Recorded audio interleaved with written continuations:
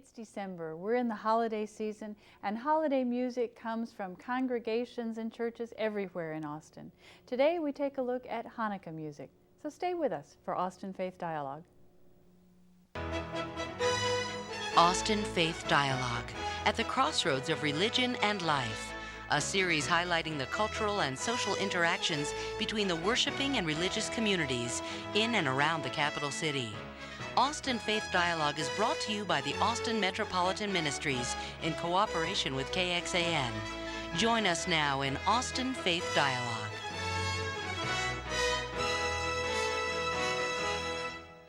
We're so glad you've joined us for Austin Faith Dialogue today when we're talking about Hanukkah music here in this season in 1998. And we have two members of Congregation Kol Halev with us today. Thank you for joining us, Robbie Sherwin and Amy Adler. It's great to be here. Thanks. We really appreciate you being here and the music we're going to hear. It'll be a real treat. But let me, as we start, not assume that people necessarily know much of anything about Hanukkah. We could assume, for instance, that it's a really big celebration. There are many more cards in stores and there's a lot more attention being paid. So I might assume that Hanukkah is a really big deal for Jewish people. Is that true? It's funny you should ask that, because the truth is that Hanukkah is a very minor festival. There are many festivals in the Jewish calendar, and Hanukkah is an important holiday because it celebrates a historical event. But as far as the significance religiously, Hanukkah is way down there, pretty minor, and only in America, and only since about the 1950s, when immigration had slowed down and people were feeling secure and people were assimilating, have American Jews been celebrating Hanukkah in such a big way. Gifts are unheard of in foreign countries. For the most part, you always exchange things with people who are less fortunate than you, or you give things to people who are less fortunate. You can exchange food. Chocolate money called gelt is a very popular delicacy for the holiday season, but for the most part, Hanukkah is a very minor festival, and only in America is it made such a big deal, and it's because of the competition from Christmas. American Jews were feeling left out.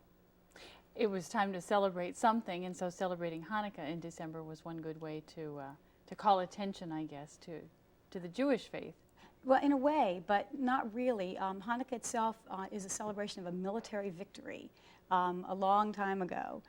65 Common Era, the Assyrian Greeks decided that they wanted everybody in their kingdom, which included Judea, Samaria, and much of the Middle East as we know it today, to worship in the same way that they did, the Greek gods. And many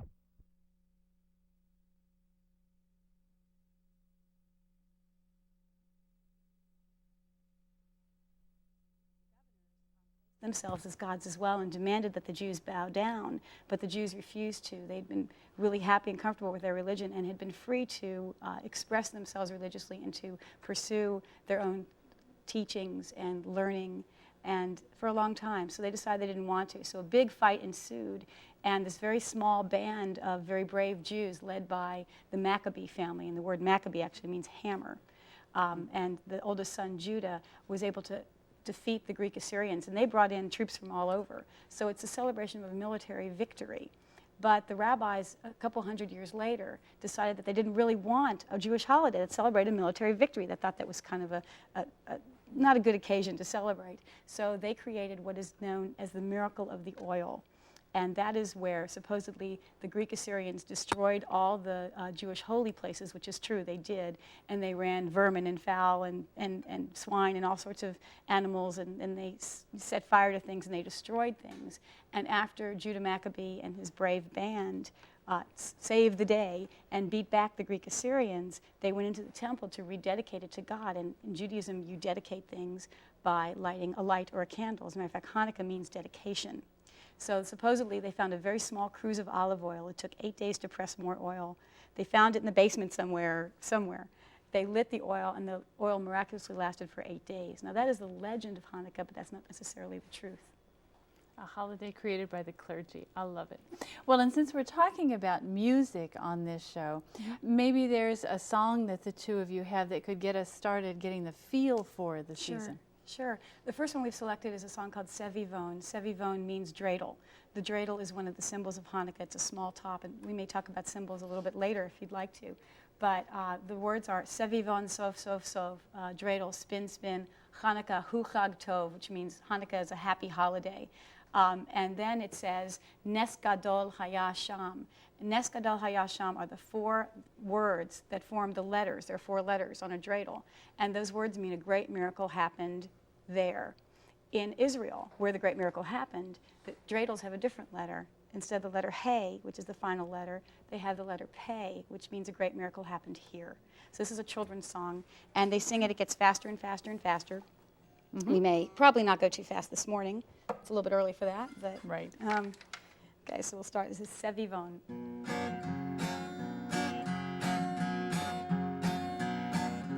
Sevivon, sof sof sof, Chanukah hu chag tov, Chanukah hu chag tov, Sevivon, sof sof sof, Chag simcha hu la'am, Nes gadol haya sham, Nes gadol haya sham, Chag simcha hu la'am, Sevivon, sof sof sof, Chanukah hu chag tov, Chanukah hu chag tov, Sevivon, sof sof sof, Chag simcha hu la'am, Nes gadol haya sham, Nes gadol haya sham, Chag simcha hu la'am. And it gets faster. I bet it does, and the kids love it. Well, I'm intrigued with the two of you sharing your musical talent in the congregation. Amy, why do you do this? What is it about singing, about expressing yourself this way that's important to you and your faith? Well, there's really something special about the connection to God that you have when you sing. There's so much spiritual energy that flows when especially when Robbie and I sing together. We do it very frequently in the services. And it's just extremely spiritual, it's extremely special, and the congregation gets so much out of it. It just feels so great.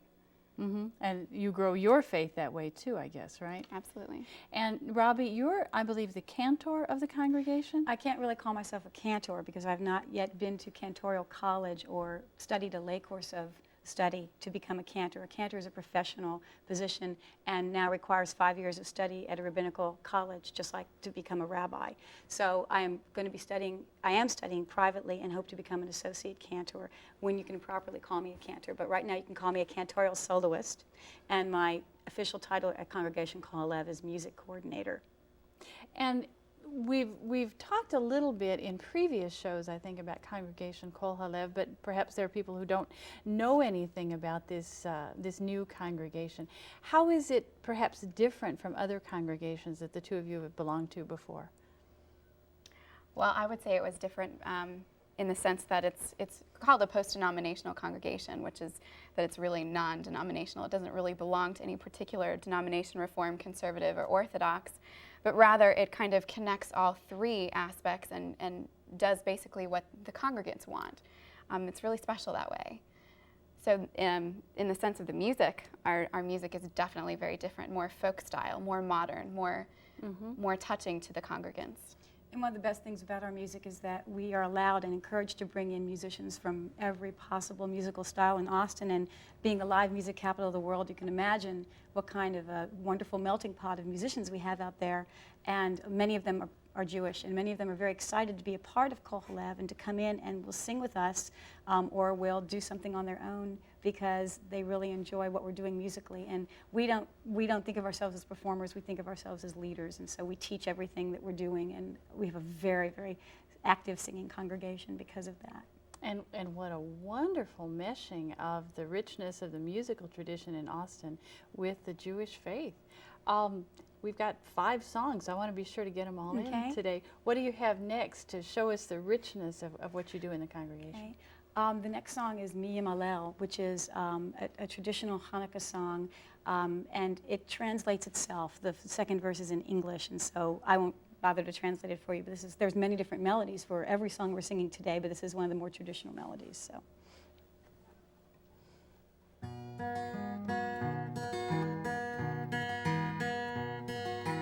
Mi Yimalel Gvurot Yisrael Otamim Chen Lechodo Yakum HaGibor Goel Ha'am Shma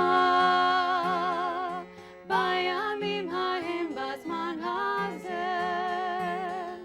Maccabi Moshiach Ufodeh Uvyamenu Kol Am Yisrael Yitachin Yakum Behigalim. Who can retell the things that befell us? Who can count them?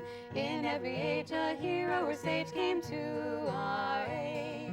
Hark, in days of yore in Israel's ancient land, brave Maccabeus led the faithful band. But now all Israel must at once arise, redeem itself through deed and sacrifice.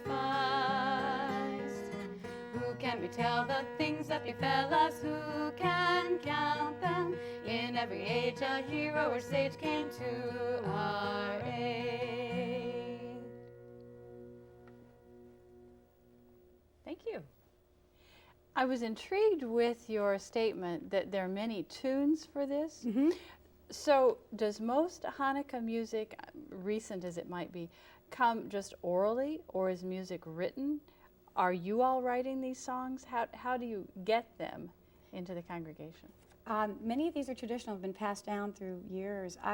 Some of them, one that we'll do in a moment, Rock of Ages, is a song, one of the older Hanukkah songs, and it's actually about the Hanukkah struggle and about how God helped in the Hanukkah struggle as far as the legend of Hanukkah goes, with the miracle of the oil and the fighting back of the enemy to regain the freedom to be able to worship as Jews wanted to worship back then. I write music, a lot of music that the congregation gets to be my guinea pig, and I really appreciate them letting me sing some of my original stuff, some of which has become traditional melodies for our congregation. Sure, music is written down. You can find a songbook anywhere of Hanukkah music, recorded everywhere, CDs, tapes. There's a lot of it out there, actually, because there's a lot of music for Hanukkah. I know one of the stories out of the United Methodist tradition, which is true, is that Charles Wesley, who was the great hymn writer, took drinking songs from England and simply put different words to them. Does that same kind of thing happen within the Jewish faith? Yes. There's one song in particular that is a closing hymn called Ein Keloheinu, which supposedly was a German beer drinking song. Reform Judaism started in Germany in like the 1850s. So Judaism, just like many religions, takes from the culture.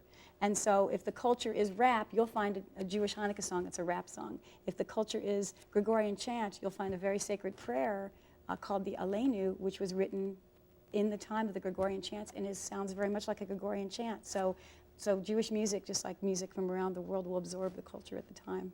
What kind of culture is the music absorbing from Austin, given the richness we have here musically? That's a good question.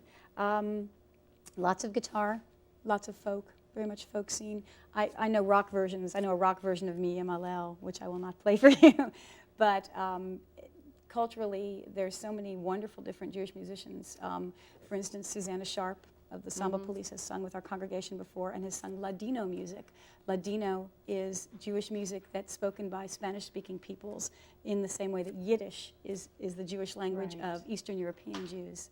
So there's many, many different cultures, and especially having the Mexican-Spanish influence here, you'll find that Ladino music is making a comeback as well. And music, however, really reaches the soul, doesn't it? Yes. Well, we need to stop here for a short break, and we'll come back and continue the conversation in just a minute. And thank you very much for sticking with us. Stay with us for the second half of Austin Faith Dialogue.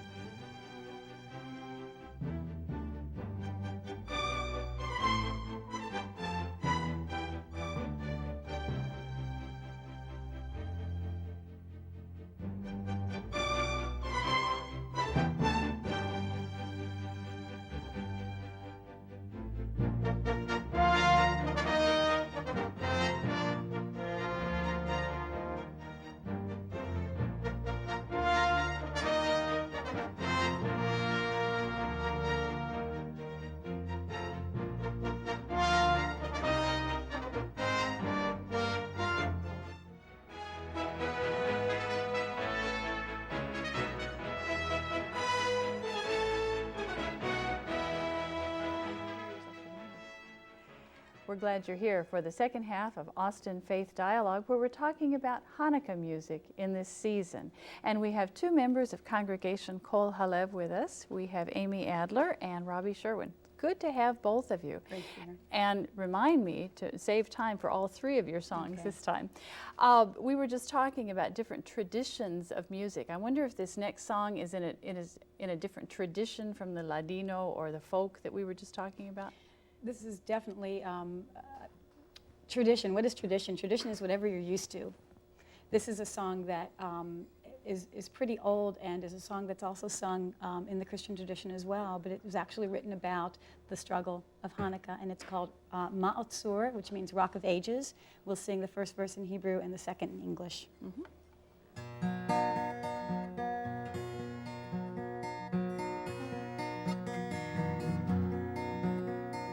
Ma'ot Tzur Yeshuati Lehana Velechabeya Tikun Betefilati V'shot Toda Nitzabeya Letochi Matbeya Mitzor Hamnobeya Azegmor B'shir Mizmor Hanukkah Amizbeya Azegmor B'shir Mizmor Hanukkah Amizbeya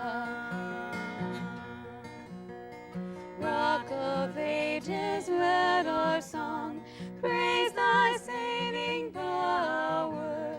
Thou amidst the raging foe was our sheltering tower. Furious they assailed us, but thine arm availed us, and thy word broke their sword when our own strength failed us, and thy word broke their sword when our own strength failed us.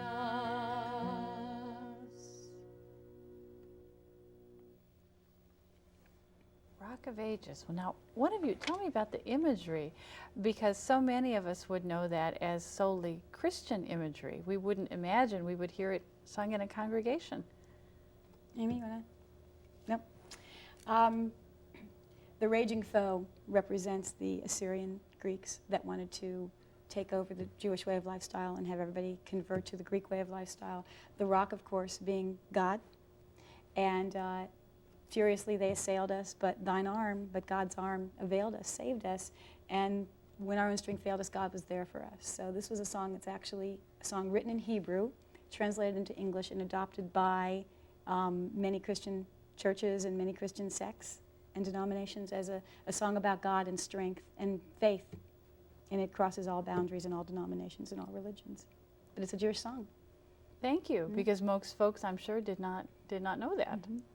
I'm intrigued with this new congregation that you're a part of, and I wonder what traditions you're beginning to develop around Hanukkah particularly, or maybe around some of the other Jewish holidays.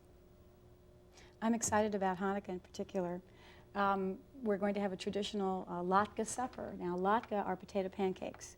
It's traditional that you eat foods that are fried in oil for Hanukkah to commemorate the miracle of the oil. So you eat potato pancakes that are fried in oil. You eat sufganiyot, which are donuts, jelly donuts. So they're also fried in oil. Usually it's served, the latkes are served with sour cream and applesauce. And so we're having a traditional Hanukkah supper. We're going to have a silly Hanukkah play. And I think it's going to be kind of Dr. Seussish this year, but, you know, if you're seeing this show, you know, don't give that away when we see you for Hanukkah on the 18th of December. And we'll be having a traditional candle lighting ceremony. It'll be our congregational's very first traditional candle lighting ceremony. The congregation just began little less than a year ago. Our anniversary of our first service is this December, when Rabbi Kerry Baker, formerly of UT Hillel for 10 years, decided that he wanted to start something new and different in Austin. And he said, come on, and I said, you bet. So we've had a great time. We're very inclusive. Lots of single families, lots of gays and lesbians, lots of musicians looking for a home. And and very much honoring everybody's traditions, whether they be Reform Jews, Jews that are just sort of finding themselves after many years, or Jews that have been very religiously observant for a long time. Very inclusive in that way. What a great mix of people. I like that. I like the sound of that. So then actually, if folks were going to visit, the Hanukkah celebration is one evening. Right. It's not for each of the, each of the 8 nights. Hanukkah's a home-based holiday, as many of the lesser-known festivals are home-based. Actually, all Jewish holidays are pretty much home-based, except the High Holy Days, where most people will go to synagogue. So the other nights of Hanukkah, everybody's on their own with their families, having friends over. So this is the one night, the 18th, and it's going to be really fun. We're looking forward to doing Sounds like some a great silly things. celebration. Hope lots of people show up. I think they will. And let's continue celebrating in music. What do you Okay. have next for us? Right. What is next? This is a very modern Hanukkah song written by Peter Yarrow of Peter, Paul, and Mary, who I've had the pleasure of meeting and singing with through Kohalev. And this song is called Light One Candle. It's a song that they have recorded more than once. And I think a lot of people will know this. It's a pretty well-known modern contemporary folk Hanukkah song.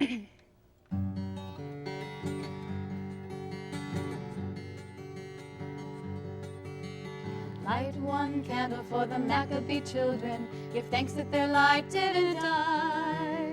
Light one candle for the pain they endured when their right to exist was denied. Light one candle for the terrible sacrifice justice and freedom demand. Light one candle for the wisdom to know when the peacemaker's time is at hand. Don't let the light go out. It's lasted for so many years, so many years. Don't let the light go out. Let it shine through our love and our tears. Light one candle for the strength that we need to never become our own foe. Light one candle for those who are suffering the pain we learned so long ago. Light one candle for all we believe in. Let anger not tear us apart. Light one candle to bind us together with peace as the song in our heart. Don't let the light go out.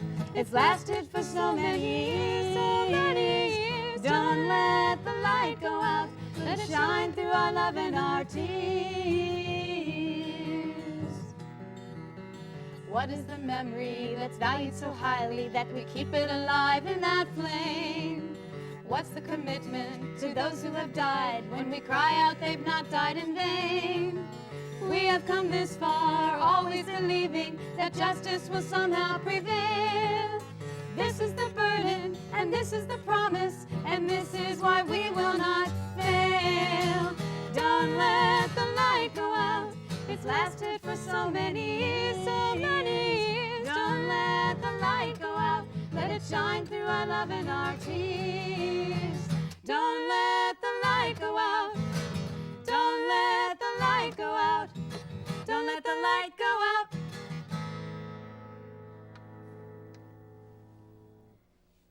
Song of faith for all of us.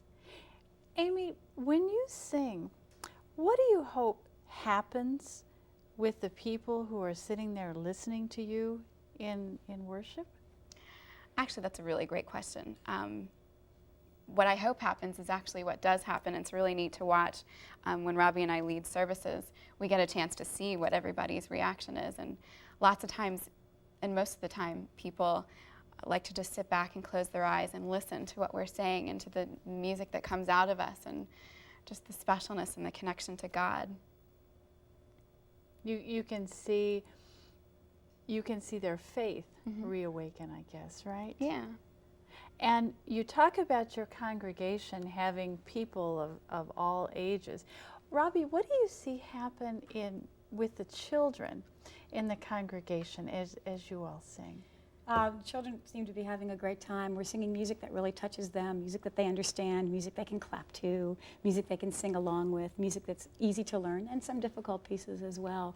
You see their eyes light up. You see a sense of familiarity and family in them, and that's what we're all about, is community and family, and watching them sense that and feel that. And Amy especially sees it because she's leading the children's services quite frequently, and so she'll tell stories and sing lots of songs and play games with the kids, and they'll make their connection to Judaism and to each other in that way. It's great.